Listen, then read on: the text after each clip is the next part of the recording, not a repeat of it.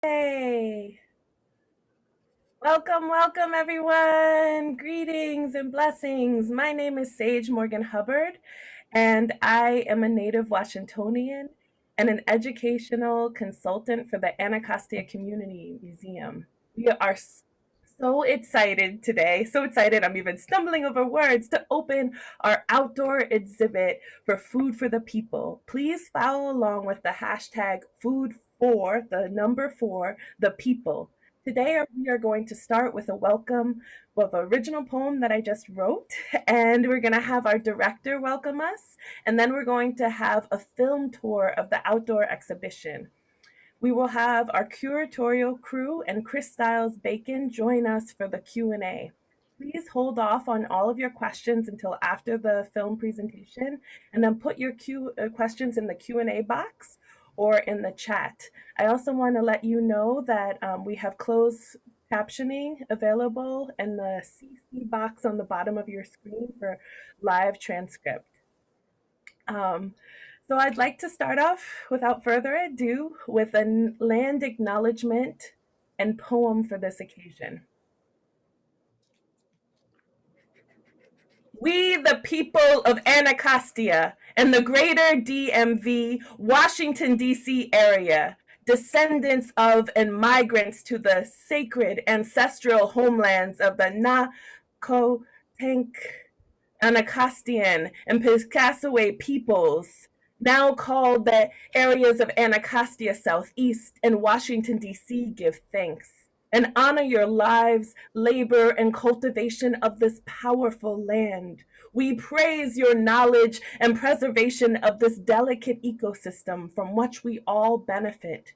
Thank you for your traditions, your growing and survivance, despite the many forces that tried to strip you of your languages, religions, cultures, lands, livelihoods, educations, values, and lives. We honor the many enslaved African peoples who were forcibly brought to these shores as skilled laborers, farmers, and exploited peoples who were stripped of their languages, cultures, religions, education, music, values, family, dignity, and lives, and yet persisted, escaped, rebelled, fought for freedom, grew crops, freed land, schools, businesses, families, and rich heritages, as well as the immigrants and migrants who have transformed and enriched our area, and perhaps not quite a gumbo or a melting pot, nor salad or stew, nor fusion blend smoothie, but a buffet of freedom foods,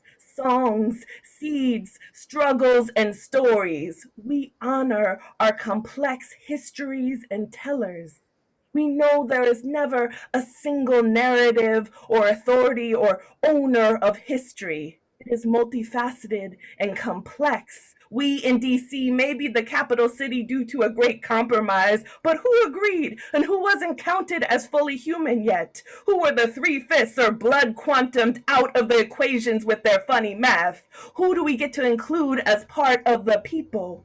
We celebrated DC Emancipation Day yesterday, and yet there are so many more stories to be told till we are all free. Even now, in 2021, we have much work to be done till we get equity. As the great Dr. Beverly Wheeler says, there are many people still hungry and starving in the United States of America's nation capital. So let's come together now, tell more stories, learn more facts, grow more gardens, create more grocery stores, living wages, and restaurants where all of us can eat and be nourished together. We, the people, lift up our carrots from the roots, exhibit in a global pandemic outside for free because our stories need to be told now. We need the people to learn from Black Panther's breakfasts to today. This is food and justice for the people. Not just us, but justice. We are planting seeds, y'all. It will take time, but knowledge and food is power. Each sprout an idea at a time. Each one teach and feed one. Come out and honor our ancestors and learn today. Show you right. Ashe, Ame, Amen. Thank you. Now I have the pleasure of introducing our director, Melanie Adams, to, to lead us in a nice welcome, followed by a sneak peek at our outdoor exhibition.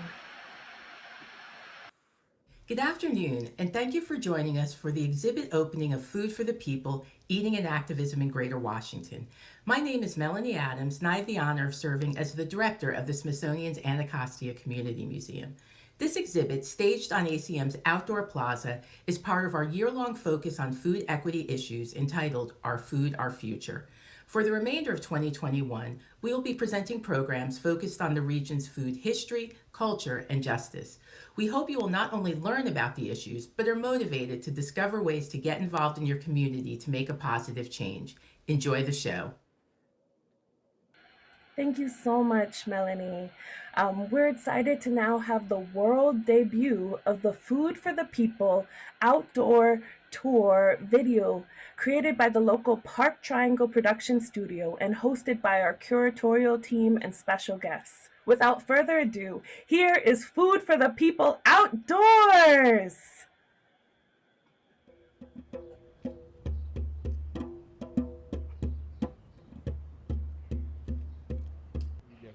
Every time you see it. All right, here we go. All right, a little pocket. So look, I'm gonna need y'all to repeat after me. You know what I'm saying? All the DC vibes right here, mixing a little bit of djembe to create this go-go pocket and to do a little song about the famous and infamous condiment from out of DC called Mumbo sauce. Here we go. Hey, say Mumbo sauce, Mumbo sauce, Mumbo sauce. I say,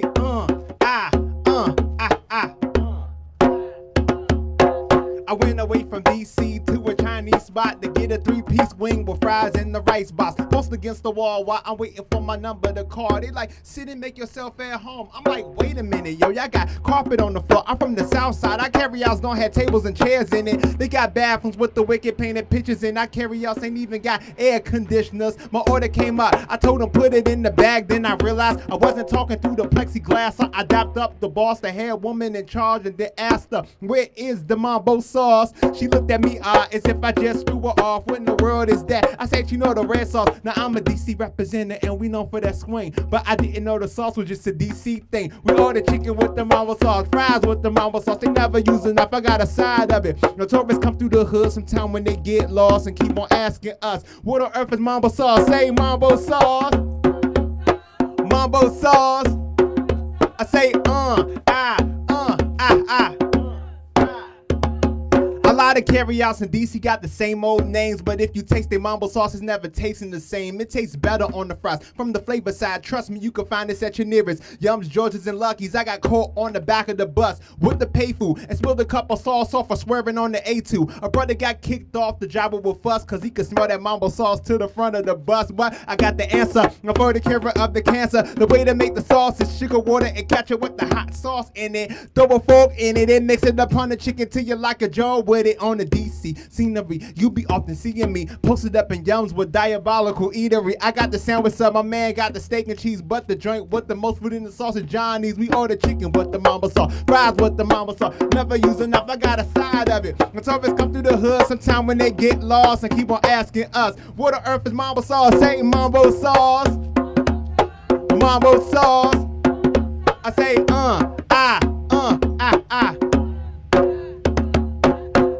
Thank you, my friends.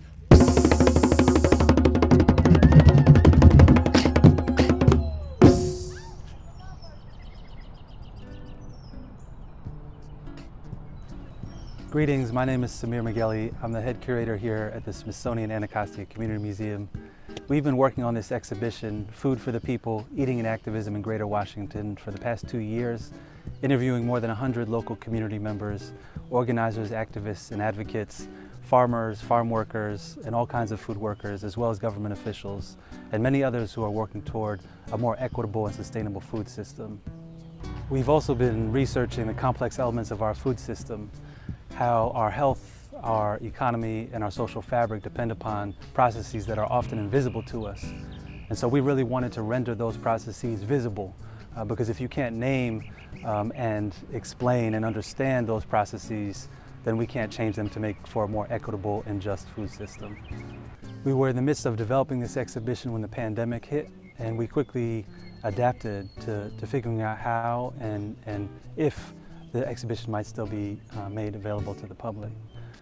At the same time, the pandemic revealed the fragility of the global food system and our dependence upon, for instance, shipments from huge corporations across the world, and at the same time, the often invisible millions of essential food workers whose labor makes our food possible. In fact, we've created for this exhibition a sculpture that honors the often invisible labor of our food workers, the millions of essential food workers. And so we invite our visitors to come and leave a note of gratitude or even to share your story about your experience being a food worker. We're now joined by curatorial researcher Dominique Hazard, who will take you a bit more in depth into one of our food justice installations. With this set of larger-than-life installations, we want to raise awareness of some major issues in our food system.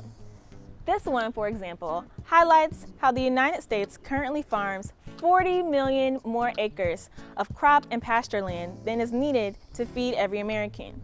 So why are so many people experiencing food insecurity? It's a question that this exhibit asks visitors to really sit with. We're really excited to be joined today by 3 changemakers who are featured in this exhibition, who will be sharing a bit about their stories. Our first guest is Xavier Brown. He's an urban grower, co-founder of the youth organization Soulful City, and a local leader in collective agriculture and cooperatively run food businesses. Xavier, we loved your story and the story of Pippin Hot Sauce because it really shows what happens when individual people come together and create something big. Can you tell us more about the work you do? All right, my name is Xavier Brown. I wear multiple hats. I have a hot sauce company that's collectively kind of grown with a lot of black growers in the area. I'm co-founder of a worker-owned food co-op called South Eats that's about to launch in May. And I'm founder of Soulful City. We do urban ag and try to bridge the rural and urban gap via Afroecology. And I'm also a member of the Black Dirt Farm Collective. The pepper itself has an interesting story. Tell us more. What makes this pepper so special? It's an heirloom chili pepper. It's named after an African-American painter named Horace Pippin. That's from Philadelphia, Pennsylvania. It's from that region. He fought in World War I. He got shot in his arm, taught himself to paint. He was part of the Harlem Hellfighters, right? They fought in France in the trenches for the longest amount of time. He taught himself how to paint once he got back to Philadelphia. And he was one of the most world-renowned painters kind of during that time period. He ended up trading that pepper to a guy named the guy who has the peppers now is William Wars Weaver, but he traded it to William Wars Weaver's grandfather, and they were contemporaries at that time period. Since Pippin was shot in his arm, he traded the peppers, or the seeds of the peppers, for some bee stings. And there was a remedy that bee stings would bring back the feeling of numbness or the pain that he was having at that point in time period. So for us, it's important that all the peppers, or at least the overwhelming like 99.9% of the peppers, are grown by black growers. And we try to focus on black growers in the DMV region. That's like, we include Baltimore in the DMV region as well. And we try to tell the stories of the growers. So we want to make sure that there's a personal connection to the hot sauce. And we want to kind of uplift the story of the growers. Also, we hire, kids just from my neighborhood where I live to help make the sauce. So every piece of the entire process, outside of the amazing story about Horace Pippin, we keep it collective. And we keep it kind of, it's important to have it like black owned and kind of like a local, kind of vertically integrated as much as possible supply chain. Usually I don't bring silverware outside of the kitchen, but for food for the people, we're gonna have to make a little exception and play spoons next to a fork. All right, here we go.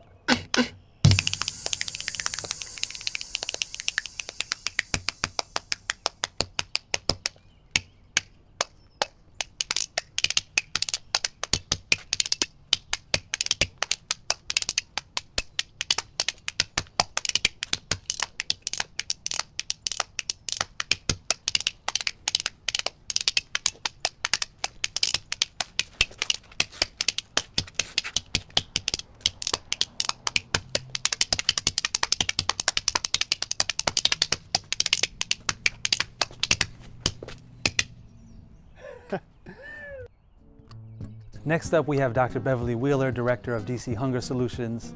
When we were putting together this exhibition, we really wanted to highlight the issues of hunger and food insecurity in the Washington, DC area. Beverly, can you tell us what is one of the key issues that you and DC Hunger Solutions is trying to solve with your work? So I am so glad you asked me that question because we know hunger is a solvable issue. Access to healthy, affordable food is a basic human right, and no one in Washington, D.C., the most wealthy country in the known universe, should suffer from food insecurity. Beverly, can you tell us a little bit about what we're seeing in this photograph of you? So I love this photo. So 2 years ago, the community got together and we were going to do a physical representation of what it's like to have one grocery store in your neighborhood, one grocery store for everyone to get their food. So we marched from that one grocery store down to the center of Anacostia. It's about a 2-mile march. Some of us were chanting. I was chanting food for the people. But we really want people to understand that for 85,000 residents in Ward 8, there is one grocery store. There are wards in the District of Columbia that have between 12 and 16 grocery stores. This isn't right. It is not just. It is a health issue. It is a racial justice issue, and we need to deal with it immediately. Now, we're going to take it up a notch just a little bit, okay? Let's add a little bit of beatbox on my first instrument with this instrument. All right.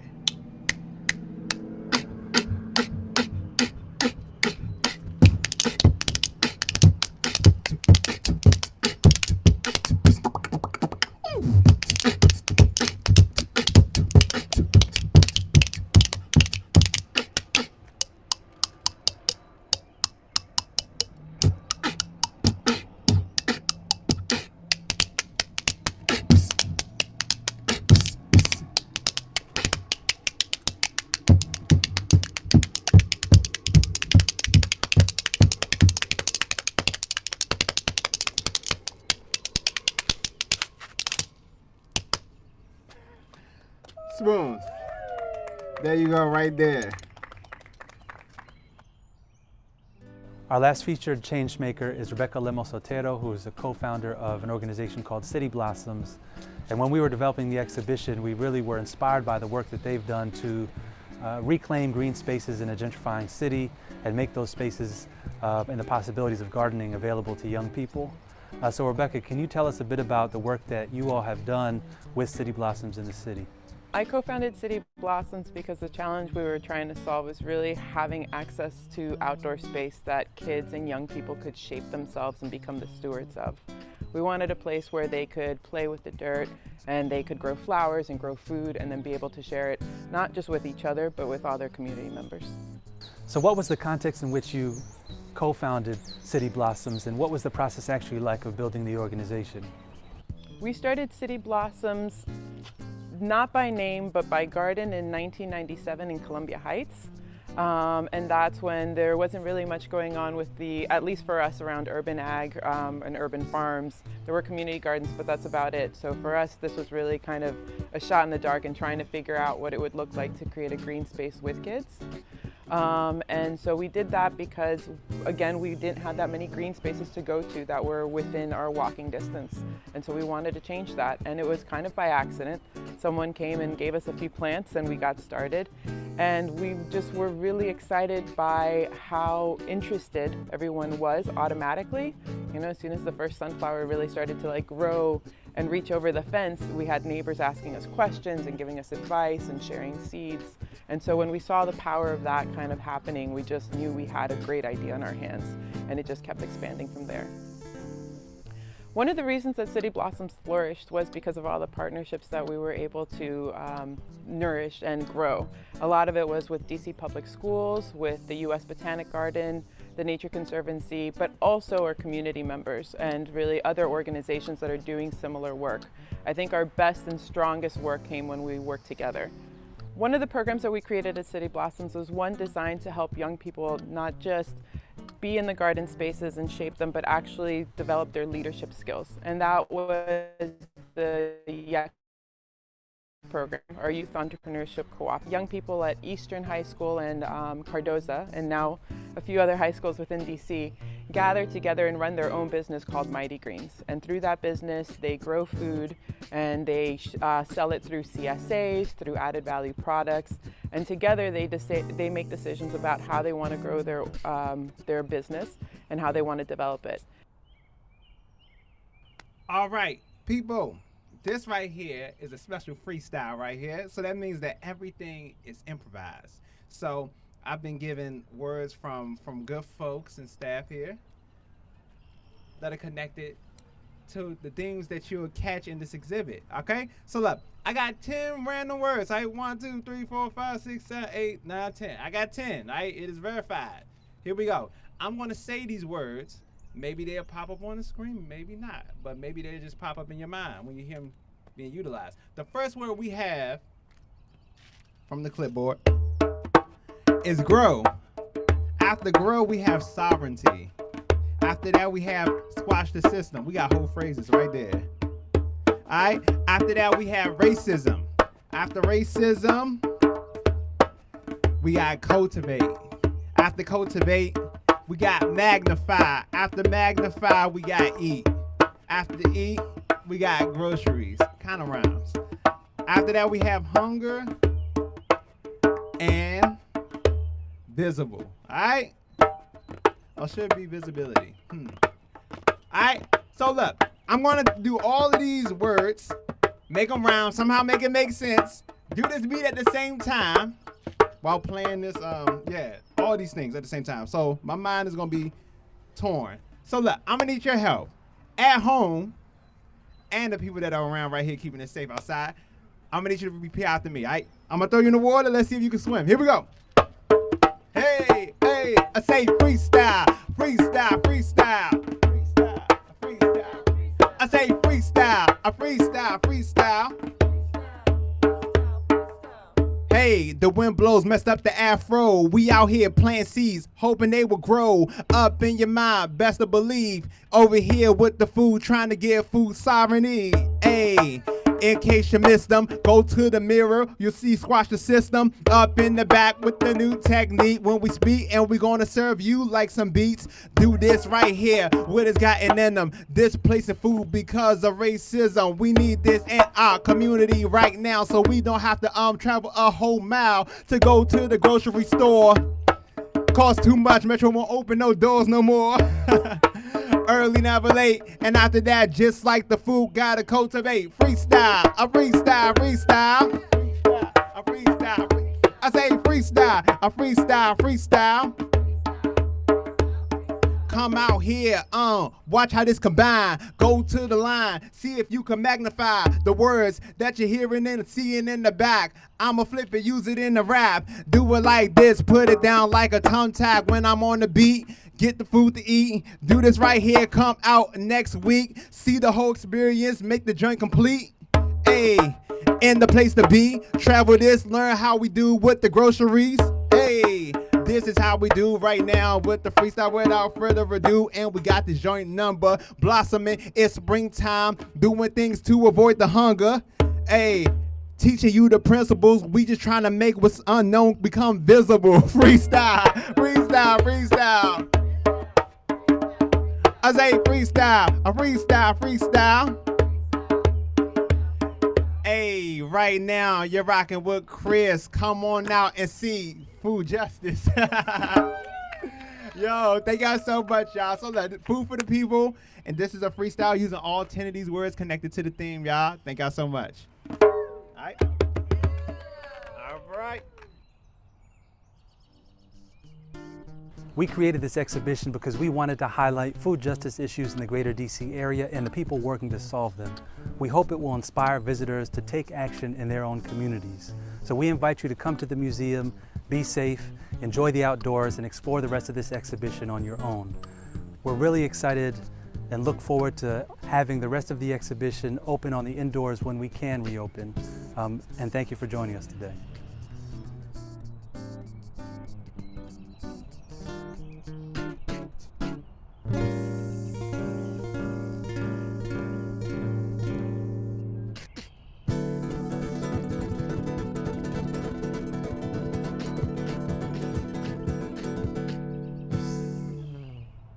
Woo! Let's give it up. Have a nice Zoom clap. Thank you so much, and thank you all for being here. As you can see, it's a fabulous exhibition, and I want to formally introduce our guests of honor. First, we have Dr. Samir Meghelli, and he is a historian, a writer, an educator, and he serves as a senior curator at the Smithsonian Institution's Anacostia Community Museum here in Washington, D.C. Dr. Meghelli received his BA from the University of Pennsylvania and his MA, MPhil, and PhD in history from Columbia University. Prior to coming to the Smithsonian, he was a professor at University of Illinois at Urbana-Champaign. Dr. Meghelli's research, teaching, and curatorial work have focused on social movements, cultural history, urban history, and community history. Most recently, you probably saw this exhibition, and if you don't, please check it out online. He read a research project exploring the history and contemporary dynamics of neighborhood change and neighborhood activism in Washington, D.C., culminating in Anacostia Community Museum's A Right to the City. And joining Samir is the fabulous Dominique Hazard, and she is a curatorial research assistant at ACM, a doctoral candidate in the history department at Johns Hopkins University, and a local food justice advocate and board member of DC Greens, a local food and health equity organization. And last but not least, we will have Christylez Bacon join us in a few minutes, a Grammy-nominated progressive hip hop artist and multi-instrumentalist from Southeast DC, as he says, the continent. As a performer, Christylez multitasks between various instruments, as you've seen, such as the West African Djembe drum, spoons, acoustic guitar, and the human beatbox, all while continuing the oral history of storytelling through his lyrics. He will do a quick freestyle with the words that you put in the chat to close us all out. So without further ado, again, let's get into these questions. Feel free to put your questions in the chat and in the Q&A box, but I just want to kick us off with a question for Samir. What led you to create this exhibition around food justice in the DMV Greater Washington area? Why is this topic so important right now? And what do you want the audience to walk away with? Yeah, well, first of all, thank you, Sage, for those generous intros and for your amazing hosting.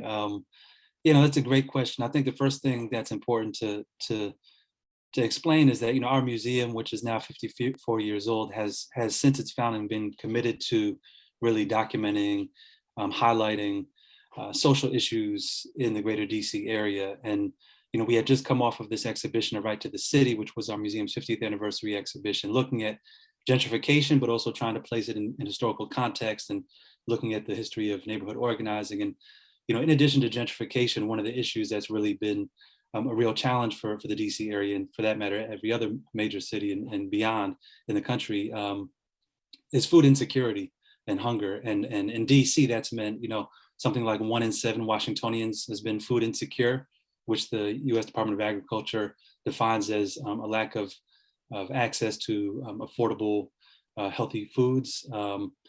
So 1 in 7 Washingtonians, 1 in 5 children in DC has been food insecure, which is a higher children hunger rate than any state in the nation. And that's also meant more than 400,000 individuals across the DC region who've been food insecure. And that was prior to the pandemic. And so we wanted to really be able to better understand and help others explore the root causes of food insecurity. And at the same time, wanting to celebrate the incredible work that's being done by so many people and organizations across the region. And ultimately also in the indoor exhibition, especially in addition to all of that, wanting to celebrate and highlight the rich food traditions and food cultures that make the DC area distinctive in terms of its food. And so a couple of years ago, we really set out to do all of that, and have since sat down with more than 100 individuals, across the region, interviewing, photographing, doing archival research. And so what you see outside and also what you'll see indoors once we're able to reopen is really all of that, highlighting food insecurity, highlighting the work of people and organizations doing important work to address these issues, and also a celebration of our rich local food cultures here in the DC area. Thank you, Samir. That's wonderful. Dominique, the next question is for you. Can you speak a little bit about your experience in the food justice movement and what brought you here to work with the Anacostia Community Museum? Sure.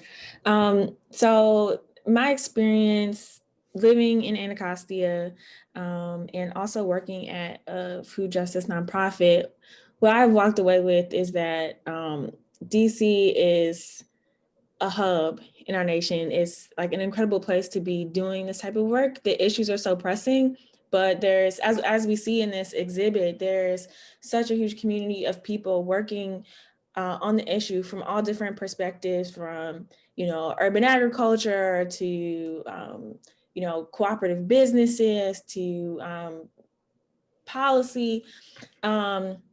And almost more importantly, what I've learned is that people in my community in DC, in our region, really want to help fix these issues. And so these are things that people are thinking about and talking about in their living rooms while they're standing in the long lines at the grocery store and while they're in these doctor offices. And people want solutions. Like, they want to have access to food in their neighborhoods. They don't want their grandmothers to be suffering from diabetes.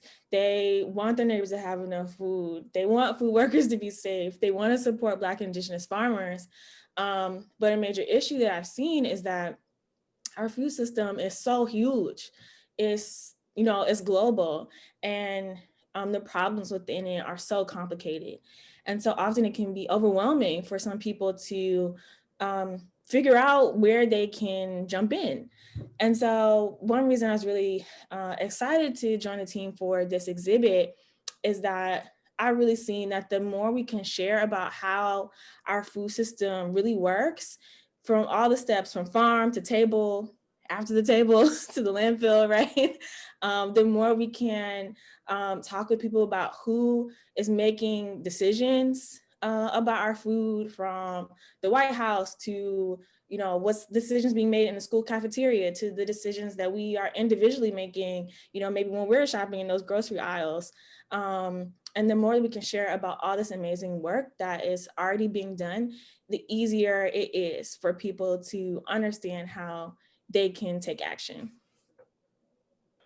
Great. We have a question from the audience from Hamill Harris from the Washington Informer, and he says that it seems like district leaders are really focused on food injustice right now. And what is your hope of how DC leaders and the Anacostia Museum can inspire leaders from the entire region around these issues?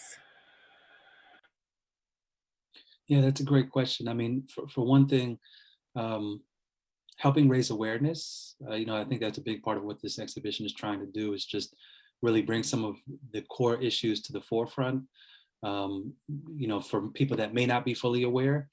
So just helping, one, raise awareness, and two, offering ways for people to get involved.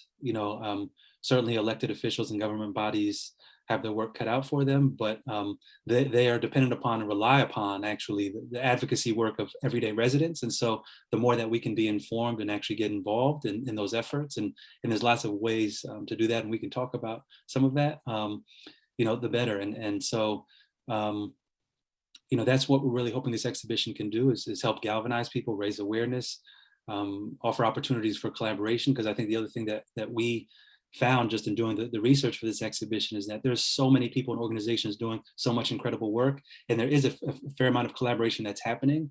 But the more of that can happen, the more that people and organizations are able to connect, even across jurisdictions. So whether in Montgomery County, Prince George's County, DC, Northern Virginia, there's a lot of possibility, even though there are barriers because there are different jurisdictions and different government bodies. Nonetheless, there are opportunities to collaborate across those boundaries and do really important work to address these issues. And so I think that's part of what we're hoping to do with this exhibition. Wonderful. So this is a question for everyone. Christylez performed his iconic song Mumbo Sauce at the beginning of the video, and Mumbo Sauce is a condiment that's very special and kind of sacred to DC and associated with DC and DC food culture. Now this is an exhibition around food justice. Can you tell us how Mumbo Sauce relates to food justice? Sure. I mean, I don't know if Chris wants to say something about what mumbo sauce means to him. That'd be great. But I can just jump in and say that in terms of like the connections between mumbo sauce and food justice, I think part of what we're also trying to highlight is that food culture is food justice, right? And so particularly in a city that's been so rapidly gentrified in the past 2 decades, not only are people being displaced, right, but often food culture. Or if not, if the food culture itself isn't being displaced and pushed out of the city, then it's being co-opted, right? And being made unaffordable for residents for whom that had been longstanding food traditions. And so, I think mumbo sauce is a great example just because it is such a uniquely DC condiment, even though it also has some roots in Chicago.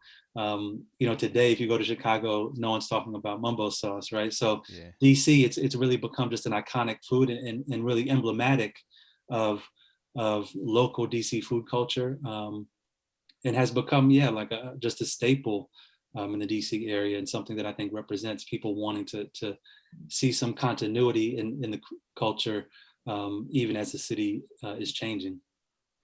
Yeah, I'm over this joint just trying to preserve DC culture. I love our culture here in DC. I feel like it's my job as a cultural emissary to just like share these things and document these things, right?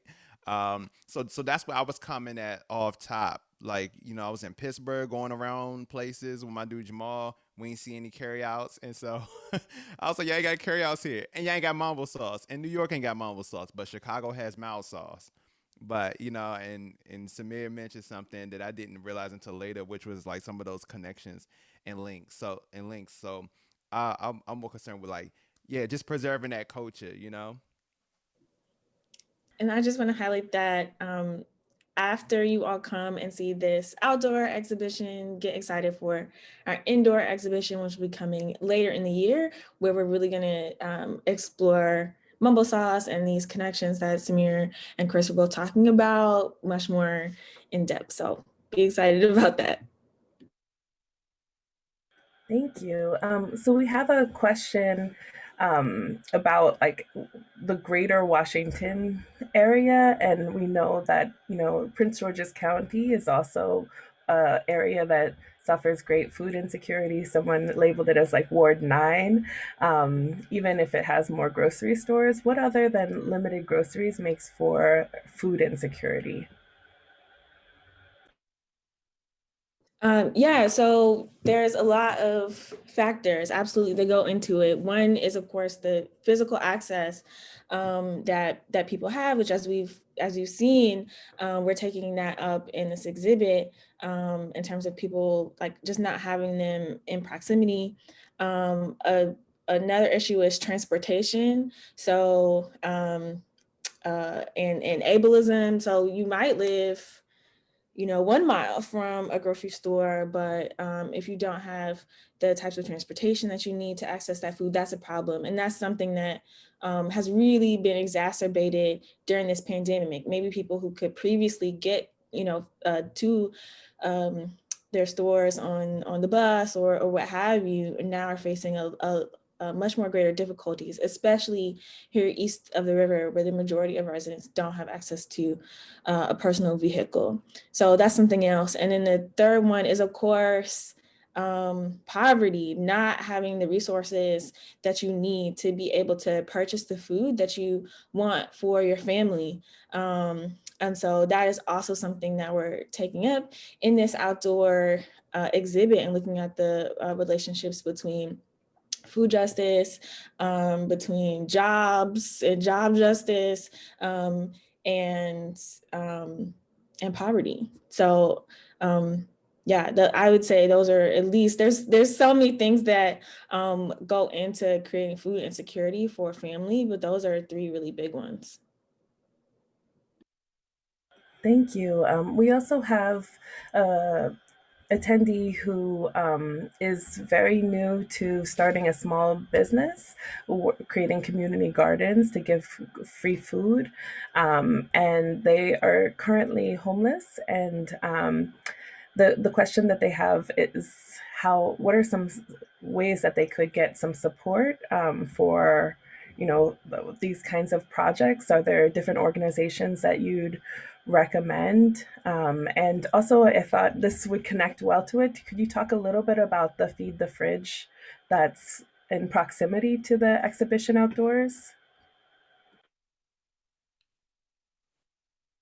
Yeah, I mean, I think there's quite a few resources in the DC area for someone that's interested in starting such a community garden. And I think one resource that, one body in DC that's been really doing a lot of important work around these issues is the DC Food Policy Council, which has various working groups within it, which anybody can attend those meetings and participate in the working group. And they have a lot of knowledge and also resources.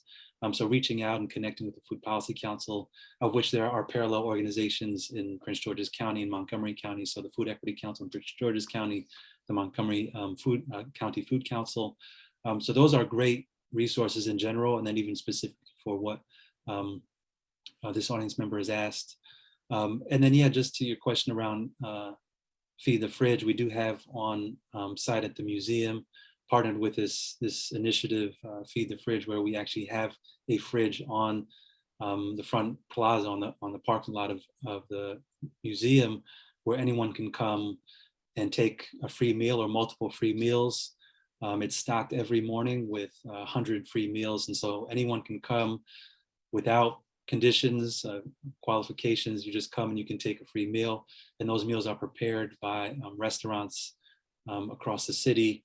And the organization works with those restaurants. So they're both supporting a small business that, of course, all small businesses, particularly restaurants, struggling amidst the pandemic, but also providing meals for those who may need them. So again, that's there every day at 1901 Fort Place Southeast, right on the front plaza of the museum. Great. This is for Christylez. What made you want to be part of celebrating this particular project and exhibition? And what did you grow up eating in Southeast, and has that changed? Yo, so so I got called in to be a part of this joint. Yo, I mean, and I'm down for this. Like what I grew up eating in Southeast, first of all, it's a single parent household, just my mother who has a disability. So none of us knew how to drive. There was no father around and stuff like that. Cats didn't drive. We lived in Condon Terrace, right, in Southeast, or known on the map as Washington Highlands neighborhood. So to get to a grocery store, first of the month, what I'm saying, my mom's disability check come in and whatever, and then the food stamps hit, right? You got to get on the A2 bus, travel all the way. It's like, yo, you're going on a pilgrimage pretty much to get your food.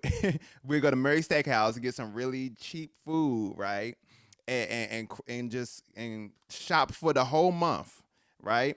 Bring all that stuff back, and hopefully you could like get a ride. It's like pre-Uber, we call them the rides. You just like try to hail somebody, and then you give them a little bit of dough, take them, go back to your neighborhood and stuff like that. And that's that. You got to plan for it because you got to travel far to get to the grocery store. And the things we were eating steakums, like white bread and a whole rack of stuff that got crazy high fructose corn syrup because it goes through because it's hella processed. It's lacking so many nutrients, so then they got to pump it back in, We grew up eating like some really Bama stuff, like stuff that really ain't good for your life and your body. If you grow up eating that stuff that we grew up eating, I don't understand how you don't expect to get diabetes.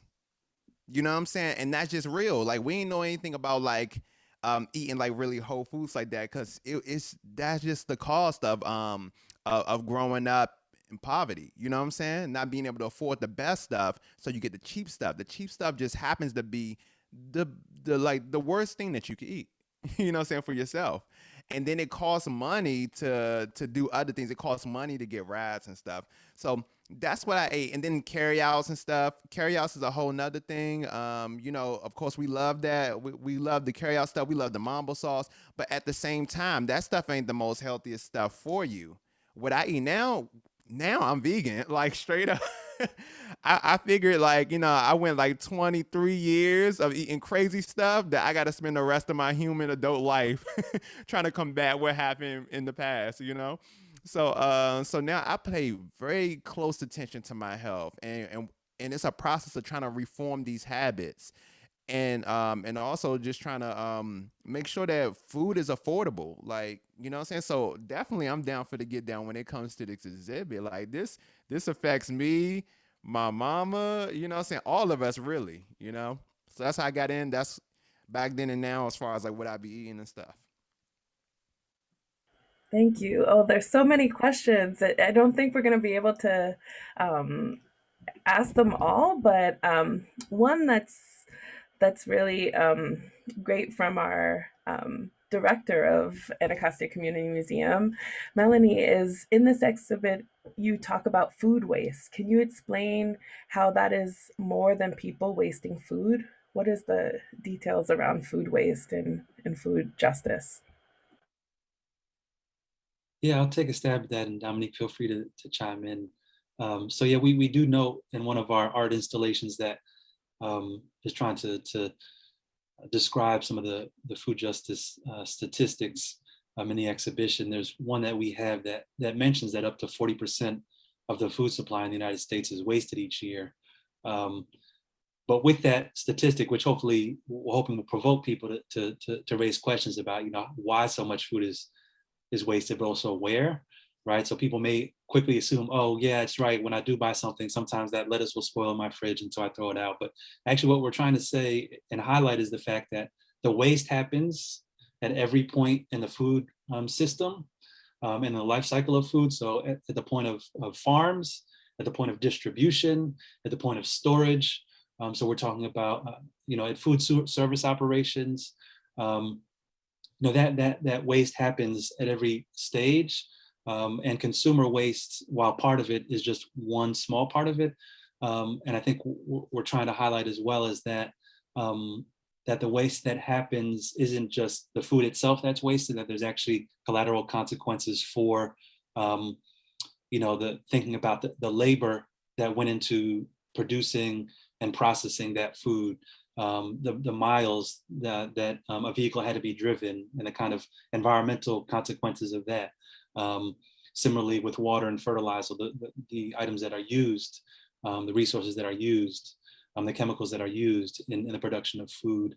So we're not just wasting the food itself, it's money, it's resources, natural resources, and ultimately that's accelerating the changing of our climate. And so again, yeah, 40% of our food supply, up to 40%, is wasted each year in the US. And so while it is, yes, always trying to be cognizant of what each of us does individually in our own households and in our communities, it's also trying to raise awareness about the fact that that happens at every stage of the food system, and that efforts really ought to be made at each stage in the food system in order to address that. So that's really what we're trying to highlight with the food waste statistic. Thank you. So this is for anyone. Do you have a favorite part of this outdoor exhibition, and why?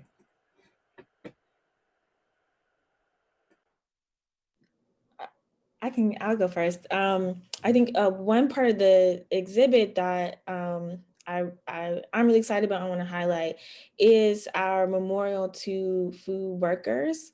And I think part of this whole exhibit is about bringing those people who are behind the food that we eat forward, because too often that labor is invisible to us when we're enjoying that food. And that's everybody from farm workers who are growing and picking our food, the folks who are pulling those bones out of our boneless, chicken breast that we enjoy. That's somebody's job, to people who may be serving food to us in restaurants, or providing food as in-home house care workers for our elderly.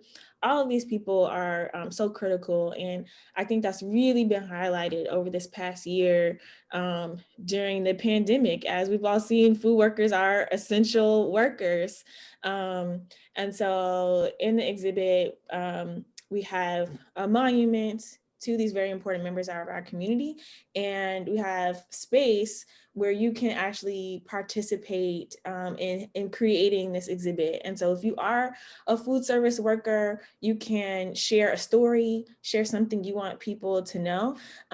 Or if you are not a food service worker and you just want to leave a note of appreciation for these essential workers, you can add that to this, this memorial. So that's one of my favorite parts. That's great. Well, we have. Yo. Do you want to say something? Oh, never mind. I just like that it's outdoors too. Like you could bring your fam out there, enjoy the scenery, listen to the songs of the birds out there in that area. It is so good, y'all. So slide through with your fam, make it happen, y'all. It's so nice. Great. So we have one last quick question. If you could say, what's one thing that our audience can do to get involved in the local movement? Some people had asked whether they can donate some of their food from their community gardens, or folks who are in a wealthier county like Montgomery County, can they chip in with actions that are happening in DC? Yeah, I mean, at the risk of repeating myself, I think, there's incredible work being done helping make food available to those in need. And so, but I think just looking at the structural issues, the larger issues, the root issues, in terms of poverty and addressing poverty, and in terms of addressing question of federal subsidies and food aid programs, like there's really, even though it's seemingly the boring stuff, the legislation is really important, local legislation and federal legislation. And so the bodies that I mentioned earlier, the DC Food Policy Council, the Food Equity Council in Prince George's County, Montgomery County Food Council, and others, and there are such councils in many cities and counties across the country. Those are a really great way, just an entry point to getting involved and getting educated and getting informed about the legislation that's at stake, because every year legislation is coming up that addresses these root issues that we're talking about, and so that's one great way to get connected to other folks that are already also committed to these issues and working on them, and also things like the U.S. Farm Bill, which comes up for consideration every 5 years, that literally decides how federal funding is going to go towards subsidizing agriculture, also to federal food aid programs like WIC and SNAP. And so getting involved that way, I think, is one way to just immediately get informed and involved in how laws are being made, and that are ultimately going to shape for generations to come these really crucial food issues.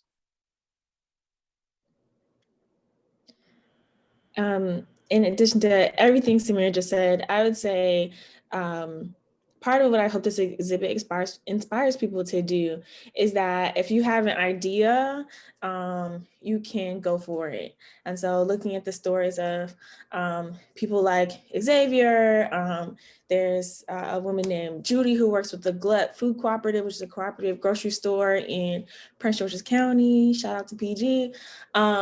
These are examples of people who saw gaps or saw issues or opportunities to bring people together around food, and they went for it. They didn't. And so if you want to start growing your own food, there's opportunities all across our region to do that. If you want to get involved in a cooperative project, there's co-ops popping up everywhere. There's mutual aid organizations that have really grown over the past year. And so if you just want to plug in, just hop on in, and don't think that you have to know everything about the food system before you get started. That's a wonderful, wonderful way to end. So thank you so much, Samir and Dominique. And we're going to pass the mic to Christylez. And there's a bunch of different words here.